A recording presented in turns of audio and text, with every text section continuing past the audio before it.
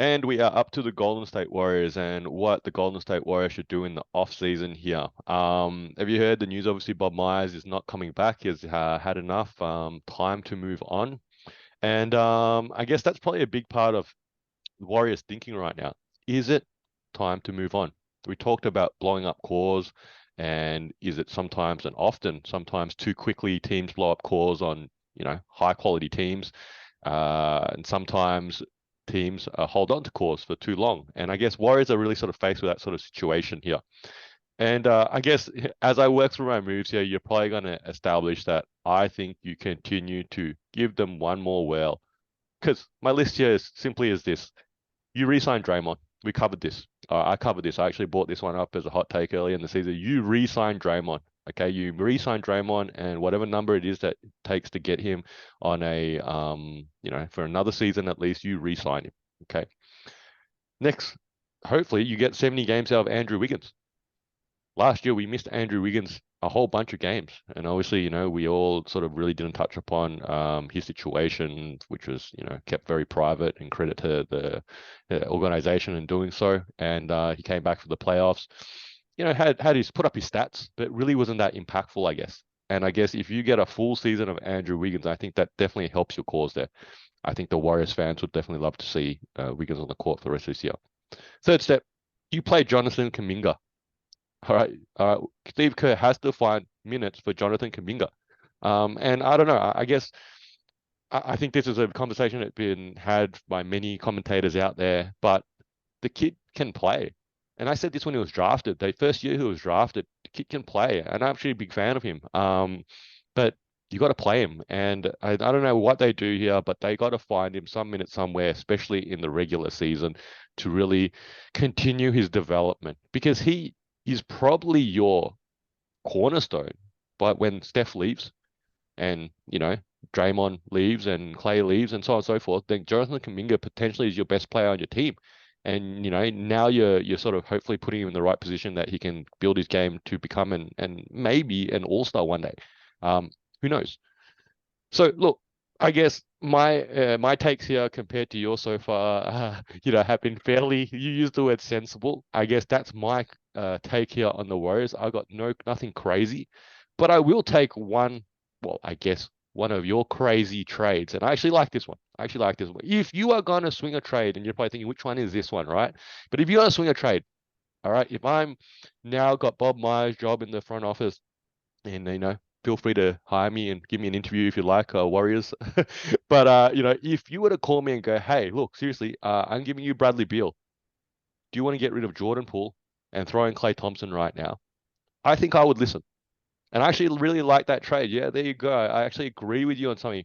If that trade went through here, I think it could be a really good trade for the Warriors, which is a somewhat blowing up the core, but it's still keeping all your other pieces in place. I don't know. Let's hear what your take is on the Warriors. I feel like this is probably our most important video we're going to do because this is a vacant position that we are essentially auditioning for. And if anyone's keen, you can reach us at two guys at spare time, gmail.com.au.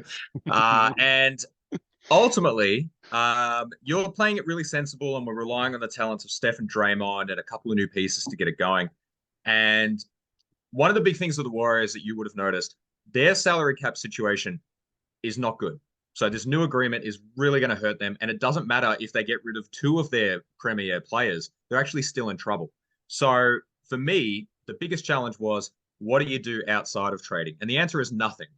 You are trading everything and anyone. So this is what I have proposed. And sit with me because there's a lot of conceptualizing on here. I'll start with the easy one. Okay.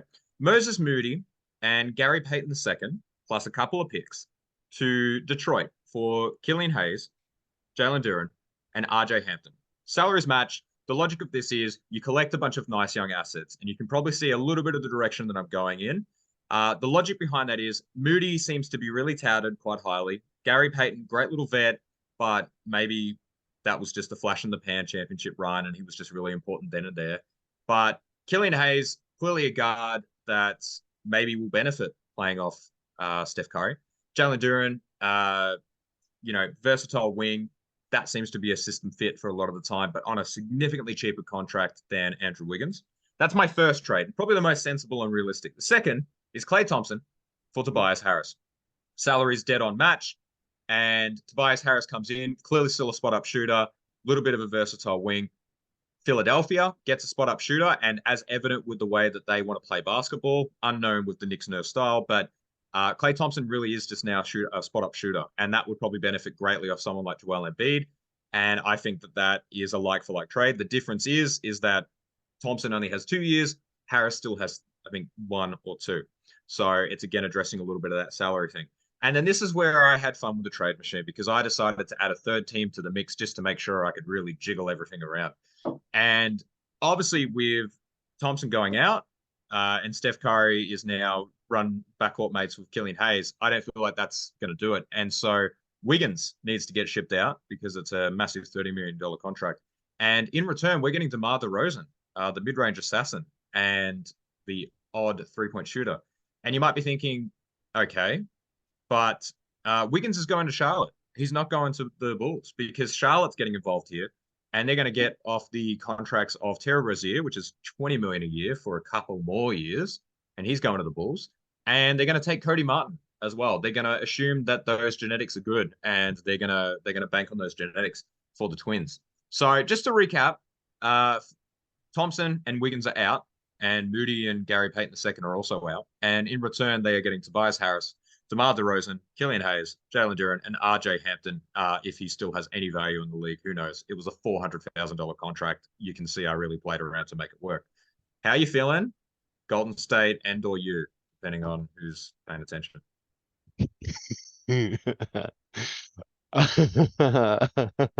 When you get me laughing here on the podcast, I guess you've achieved one goal that you're definitely adding some humor to these topics. That yeah, look, I don't know. You're basically saying let's just tear apart the whole Warriors lineup, yep, and bring in all these other players. And I guess we can use that word again. This would make things interesting. Yeah, absolutely. Yeah, yeah. Steph would get to make some new friends and get to know some new, teammates, and it'd be interesting season. But how does this help them win? I don't know. I don't. I'm going to continue to ask you that sort of question as you give me all your moves. How does this help them win? Because I guess if you go back to my take here, I'm saying that this core can still win. That's what I'm trying to say. I'm saying this core can still win.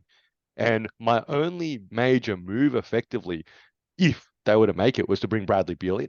And I think that would improve that spot from, obviously sending out Clay, big change there. But, Jordan Poole's production can probably be found at some other gunner on the bench or something like that or whatnot. Okay. Or even playing Moses Moody more and minutes in that sort of, off the bench role. I don't know. Okay. But I guess I'm saying this core can still win. But you're saying blow it up, trade for all these players. But I don't see how it helps them win. Well, I think the great debate here is win next season or win competitively for a couple of seasons. And No, neither, with this neither. core, This quarter, but no, this trades don't make any difference. It doesn't help them win next season. It doesn't help them win in 2 or 3 years' time either. So what do you got? You got Killian Hayes behind Curry. You've got Tobias Harris, which somewhat plays a similar position to Draymond. Okay. Who else is coming in? like DeMar DeRozan, DeMar DeMar DeRozan, by the DeMar way. DeRozan is going to come in, and I don't know, like how does that? So I don't So I don't here's even know how here's you the play. logic a little What bit. is the logic? There is no logic. No, there is this this logic. Just because the This trade logic. machine goes, this trade is successful doesn't mean it's good. It was successful. It is successful, Doesn't and mean it will it's be good. successful. Okay. So what we acknowledge, what I'm trying to do in my circumstance is we know that Steph Curry's window is probably another 3 years based off age, right? So DeMar DeRozan comes in at a similar age, and so does Tobias Harris, right? But the difference is that both of those players play a more impactful role on their respective teams at present than Klay Thompson and Draymond Green does. Klay Thompson had a down year, and that is okay. We have talked about this. He is coming off 2 significant injuries. He is not the same player anymore. Draymond Green is an incredibly important part to their team, but offensively gives you nothing. I haven't addressed Draymond Green in my situation. I could re-sign him if I chose to, but I'm only allowed to do 3 things, and I decided to go wild. But why am I getting rid of Moody and Gary Payton for Hayes, Duran, and Hampton? I'm trying to do a contract reduction because that was the biggest challenge with the Warriors for me, is that you were tied up in a lot of money in a core that probably is not going to win. So you have to be tied up in that money either way. Why not try something different? Try a pivot and see what can happen. Because the reality is Steph Curry has proven in this dynasty that his incredible talent and his gravity that he pulls on the court makes things easier for the people around him. And it's probably a separate topic, but has Klay Thompson and Draymond Green, clearly they are impactful and important for the dynasty, but how much of that dynasty is built off the success of Steph Curry's individual talent, right? And we've talked about this of other players as well. Michael Jordan was the same thing. Is Scottie Pippen really as good about Michael Jordan? Well, we just never end up knowing because they spent so much time together, right? I think, and what I'm banking on as the pseudo GM here, is Steph Curry is that great that he can bring in a mid-range scorer like DeMar DeRozan and really unlock a different part of their offense, bring in Tobias Harris and really maximize his potential, and bring in these young players and keep them off the bench. It's fine. No one agrees with me most of the time anyway, and it's not going to stop me from I continuing on I don't with know what I think. how much Warriors games you watch, and I'm not saying that I watched a lot, but the ones that I watched, and I think something that any Warriors fan to know that Steph Curry is a superstar, probably the greatest shooter of all time. But Draymond, and to a certain extent Clay, unlocks that ability for him. I think you, and I don't know, again, we don't have a stats guy, right? But if we had a stats guy, can we pull up a stat right now? You'd love to see like the sort of the win-loss record right now of Curry alongside Draymond, and without Draymond when obviously he's injured. And I believe that Curry is much more successful when Draymond is on the floor, being able to orchestrate the offense at the high post or at the top of the, top of the key, and obviously allow Curry to run off screens and obviously get the sort of looks that he wants. And so I think you're really saying, oh, look, on paper, if you trade out DeRozan and you bring in Clay, you trade out Tobias Harris, don't resign Draymond Green, production-wise, you look at their numbers, maybe those numbers are superior. Yeah, right now you could say DeRozan is a superior player to Klay Thompson. Maybe you could definitely say from a numbers perspective that Tobias Harris is a superior player to Draymond Green. But I think you know basketball so much better than that, dude. And it's not just on paper. It's not just on paper. It's the fit and how they play and the style that they play. And hell, you might as well just trade Steph Curry if you're going to swing these trades. And you might as well just trade Steph Curry too and just trade every single player that's left on the roster. I don't know. That's my take. Like you said, we don't have to agree, right? I think it's best we move on to the next team now. Let's go. This is Two Guys with Spare Time. I'm Faz, this is Nick. You're probably a basketball fan like us, so hopefully you can throw us an assist and giving our video a like and subscribing to our channel. And if you got thoughts, feelings, or even some suggestions, please put them down in the comment section below. And thank you for using your spare time to watch us in our spare time.